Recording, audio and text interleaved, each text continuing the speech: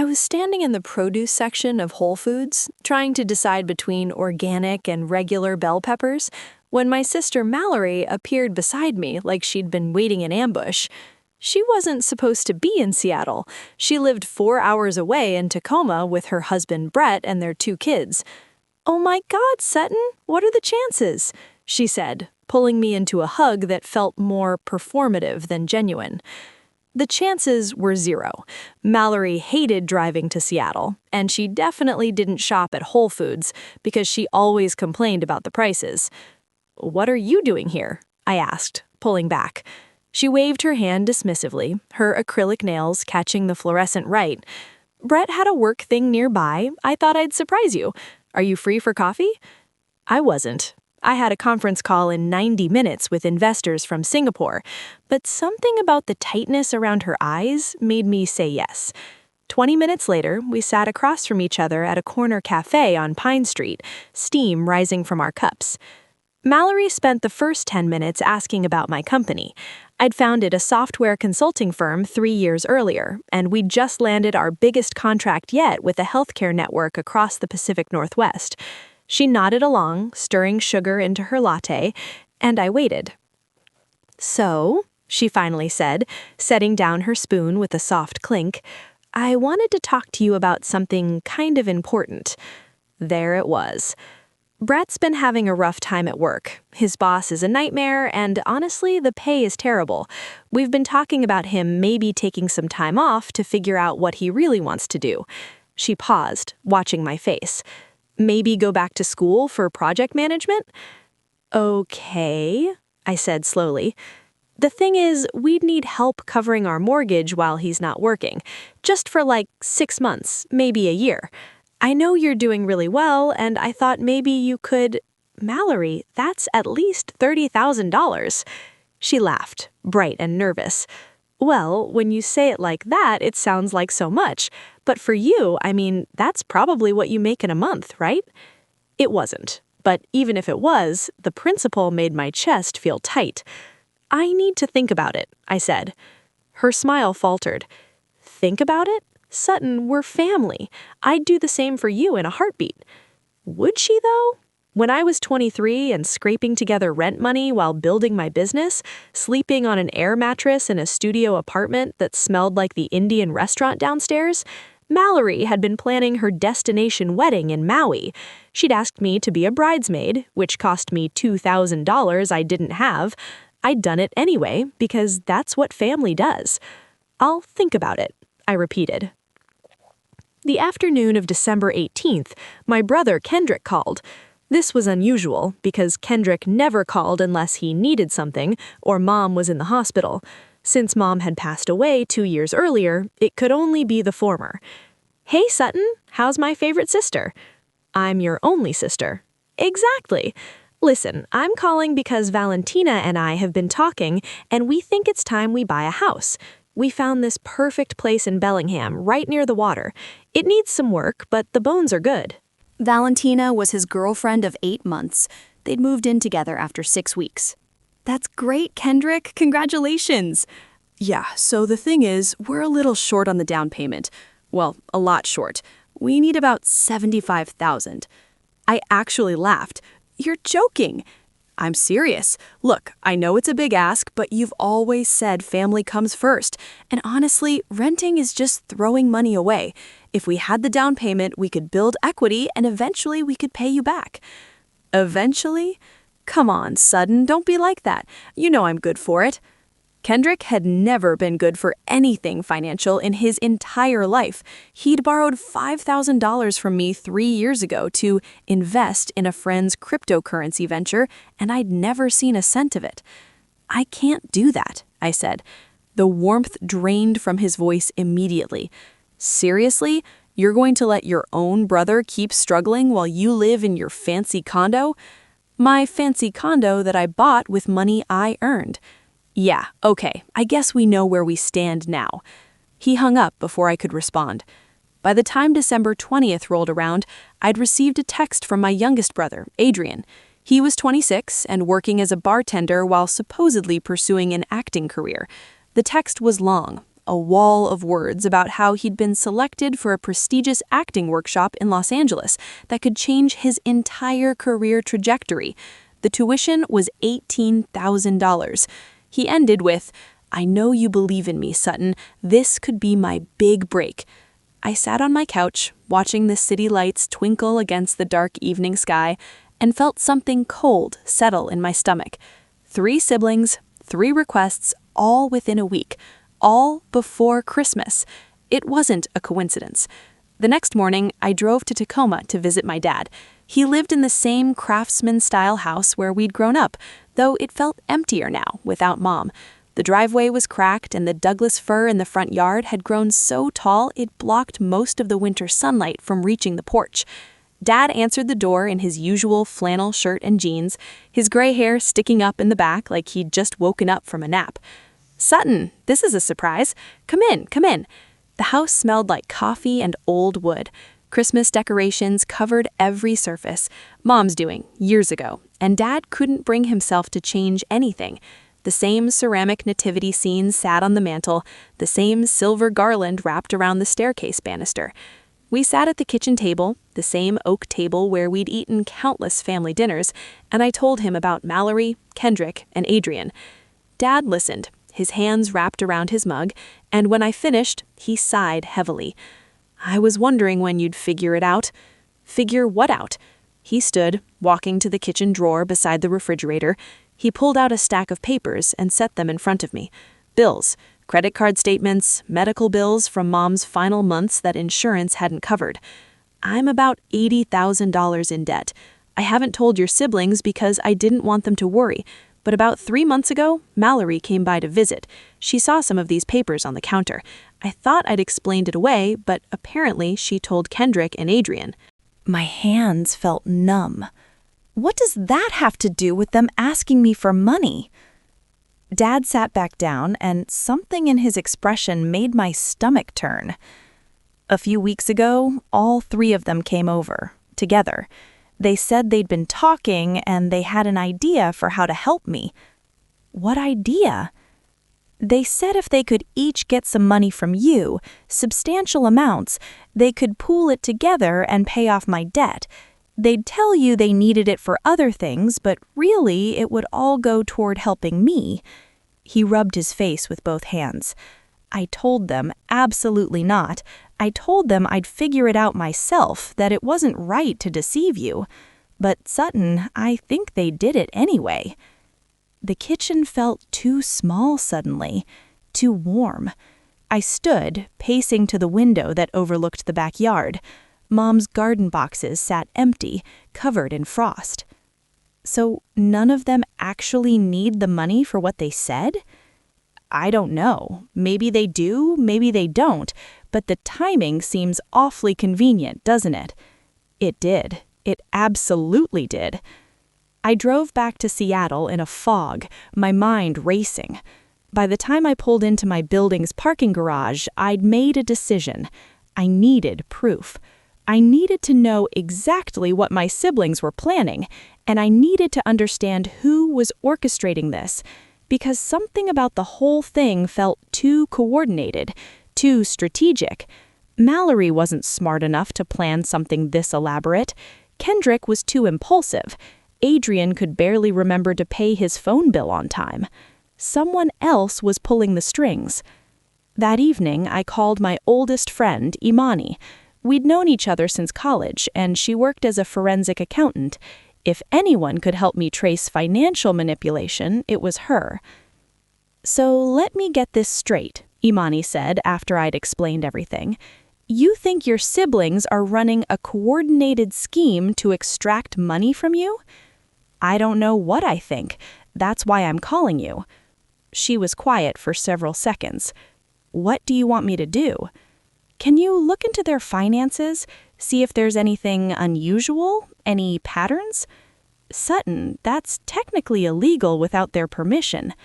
"I'm not asking you to hack into anything.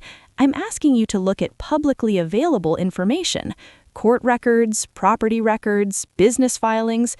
Just see if there's anything that doesn't add up."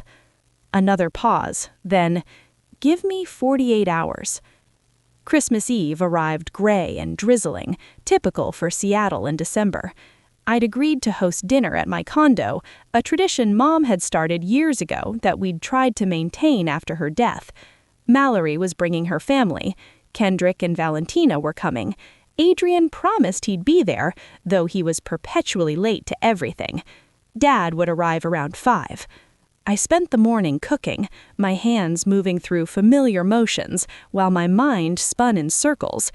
Imani had called that morning with information that made everything worse. "Okay, so here's what I found," Imani said, her voice tight with something I couldn't quite identify.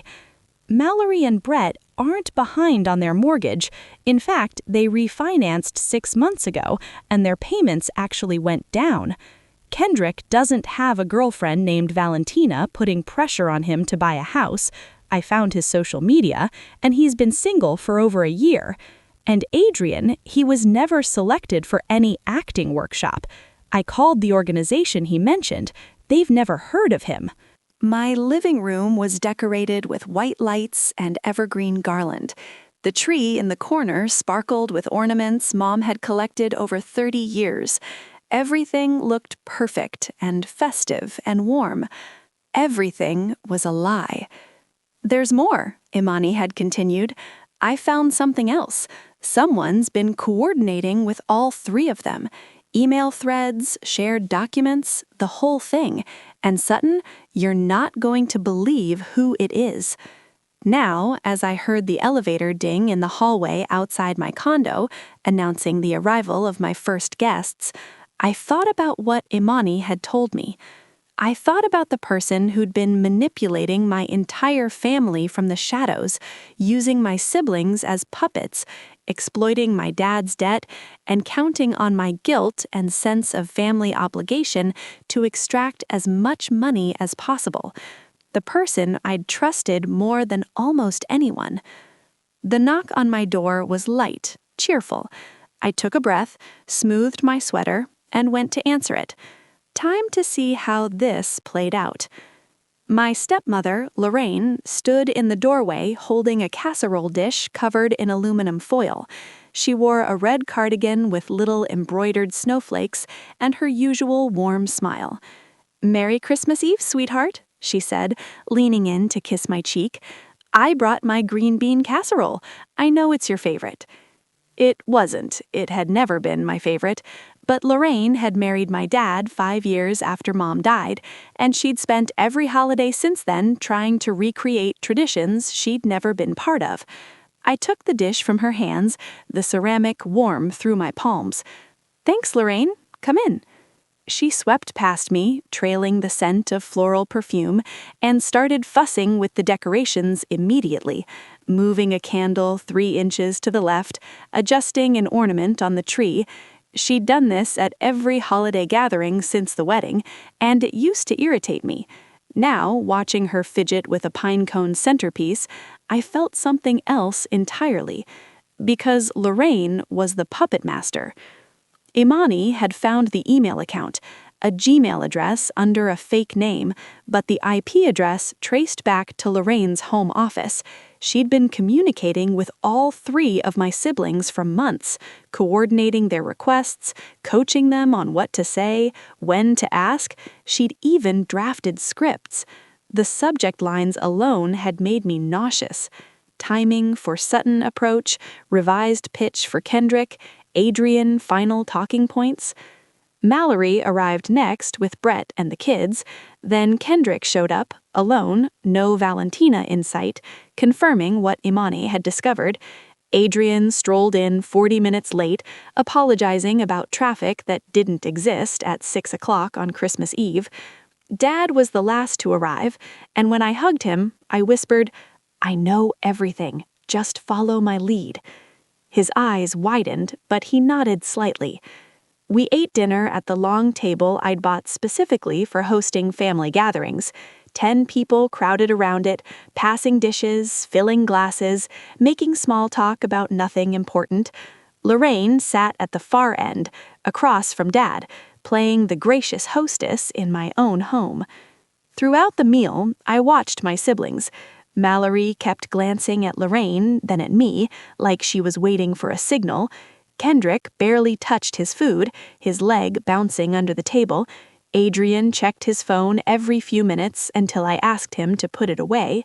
After dinner, while everyone moved to the living room for coffee and dessert, I stood and tapped my wine glass with a spoon. The sharp ting cut through the conversation. "I want to make an announcement," I said. The room went still. Mallory's face lit up with hope. Kendrick leaned forward. Even Adrian set down his phone. "I've been thinking a lot about family lately, about what we mean to each other, about support and obligation and love." I paused, making eye contact with each of them. "And I've decided I'm going to help you all out financially." Mallory actually gasped. Kendrick grinned. Adrian pumped his fist like he'd just won something. "However," I continued, and the energy in the room shifted, "I want to make sure I understand exactly what you need the money for, so I did some research." Lorraine's face had gone pale. She set down her coffee cup with a trembling hand. "Mallory, you told me you needed $30,000 because Brett wanted to quit his job and go back to school. But I called Brett's company. He just got promoted 3 weeks ago, and according to county records, you refinanced your mortgage in June, and your monthly payment dropped by $400. Mallory's mouth opened and closed. Brett looked between us, confused. "What's she talking about?" he asked his wife. I turned to Kendrick. "You told me you needed $75,000 for a down payment on a house with your girlfriend, Valentina. But Kendrick, you don't have a girlfriend. You've been single since last February when Emily broke up with you. I checked your Instagram, I called your roommate. There is no Valentina." Kendrick's face flushed dark red. "How dare you investigate me like some kind of criminal?" "How dare I?" My voice rose despite my efforts to stay calm. "You lied to me. You fabricated an entire relationship and a house purchase to manipulate me out of $75,000. Adrian stood up. "Okay, this is getting intense. Maybe we should all just—" "Sit down, Adrian." I pointed at his chair. "You told me you'd been selected for an exclusive acting workshop in Los Angeles, $18,000 in tuition. I called the Los Angeles Academy of Dramatic Arts. They have no record of you. They said they don't even have a program matching what you described." Adrian sat down heavily. The room crackled with tension. Dad watched from his chair near the fireplace, his hands gripped tight on the armrests. Mallory's kids, bless them, were in the guest room watching a movie with noise-canceling headphones. "Want to know what else I found?" I walked to the kitchen and grabbed my laptop. I'd prepared everything in advance, screenshots and documents organized in a folder. I pulled up the first email and turned the screen toward the room. "These are emails from someone using the name L. Hartley. They're sent to all 3 of you, coordinating your requests for money, telling you what to say, when to approach me, how to play on my emotions." I scrolled through them, watching their faces. There are 37 emails in total, spanning 4 months. Very detailed, very calculated. "Who's L. Hartley?" Kendrick asked, but his eyes flickered toward Lorraine briefly. "That's what I wondered too, so I had a friend trace the IP address." I turned the laptop toward Lorraine. "It came from your home office, from your computer." The silence that followed felt heavy enough to crush us all. Lorraine stood slowly, her hands clasped in front of her. "Sutton, I can explain." "Please do. Explain how you convinced my siblings to lie to me. Explain how you orchestrated an elaborate scheme to extract over $100,000 from me." "It wasn't like that," she said, her voice shaking. "Your father is drowning in debt. $80,000, Sutton. The creditors are calling constantly. We're going to lose the house your mother loved, where you all grew up. I was trying to help him." Dad stood up. "Lorraine, stop. I told you I didn't want any part of this." She whirled on him. "Because you're too proud, too stubborn to accept help from your own children. I was trying to save our home, Thomas. I was trying to save us." By turning my kids against each other? His voice cracked. By making them into liars? Tears streamed down Lorraine's face now, her mascara leaving dark tracks. I knew Sutton would never just give us the money. She's always been so careful, so suspicious. But if the requests came from her siblings, if they seemed legitimate, she might actually help. And then we could use that money to pay off the debt. So you were going to steal from me, I said, flatly. That's what this was. Theft by deception. It's not theft if it's from family, Mallory suddenly shouted, standing up. Sutton, you have so much money. You live in this ridiculous condo. You drive a Tesla. You take trips to Europe. Would it really kill you to help your own father? Something inside me snapped. I worked for every single thing I have. I started my company with $8,000 in savings and a laptop I bought refurbished. I worked 80-hour weeks for 3 years. I missed weddings and birthdays and holidays because I was building something. And yes, now I'm successful, but that doesn't mean I owe you anything. We're family, Mallory said, her voice breaking. Family helps each other. Family doesn't lie to each other, I shot back. When I needed help, when I was 23 and barely scraping by, where were you? You were planning a $30,000 wedding, and you asked me to be a bridesmaid, which cost me money I didn't have, but I did it anyway because I loved you. When did you ever sacrifice anything for me? She didn't have an answer. I turned back to Lorraine. Here's what's going to happen. First, you're going to apologize to my father for manipulating his children and using his financial problems as an excuse. Second, you're going to apologize to me. Third, you're going to leave. Sutton, Dad started, but I held up my hand. Dad, I love you. I will help you with your debt, but I'll do it on my terms, paying creditors directly, not through her, not through them. I gestured at my siblings. You deserved better than this. Mom would be ashamed of what happened here tonight. The invocation of our mother seemed to break something in the room. Mallory started crying. Kendrick stared at the floor. Adrian looked like he wanted to disappear into the couch cushions. Lorraine gathered her purse with shaking hands. I was trying to help, she whispered. You were trying to manipulate, I corrected. There's a difference. She left without another word, the door closing behind her with a soft click. Dad sank back into his chair, looking older than I'd ever seen him. I'm so sorry, Sutton. I never wanted any of this. I know. I sat on the arm of his chair, putting my hand on his shoulder. We'll figure out the debt together, but no more secrets, okay? He nodded, wiping at his eyes. I turned to face my siblings. They looked miserable, guilty, caught. Good. I want to be clear about something, I said, my voice steady. I'm not angry because you asked for help. I'm angry because you lied. You created elaborate fake stories, fake people, fake crises. You let Lorraine use you as pawns in her scheme, and none of you thought to just tell me the truth. Would you have given us money if we'd just asked? Kendrick said quietly. I don't know. Maybe not $75,000 for a house you don't need, but if you'd come to me honestly and said Dad was in trouble and we needed to help him together, yes, absolutely yes. Mallory wiped her nose with a tissue. What happens now? Now you leave, all of you. I need space, and honestly, I don't want to look at any of you right now. I walked to the door and opened it. Merry Christmas. They filed out one by one. Mallory tried to hug me, but I stepped back. Adrian mumbled another apology.